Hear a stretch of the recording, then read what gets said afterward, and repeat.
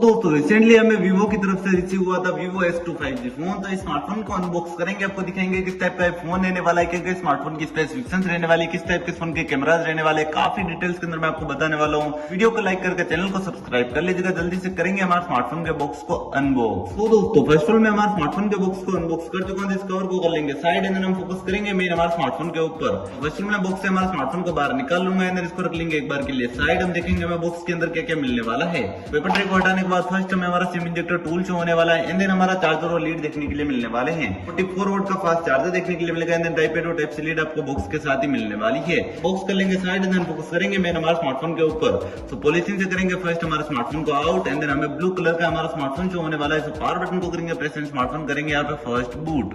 तो हमारा स्मार्टफोन यहाँ पे बूट होना स्टार्ट हो चुका है। तो इस फोन की स्पेसिफिकेशंस की बात करें तो यहाँ पे आपको एंड्रॉइड वर्जन 16 शो होने वाला है। Side fingerprint sensor power button के साथ अटैच शो होने वाला है एंड देन यहाँ पे 6.72 इंच की एलसीडी स्क्रीन शो होने वाली है जो कि 120 हर्ट्ज की रिफ्रेश रेट के साथ रहने वाली है। पंचोल डिस्प्ले हमेशा की तरह इस बार भी देखने के लिए मिलने वाली है।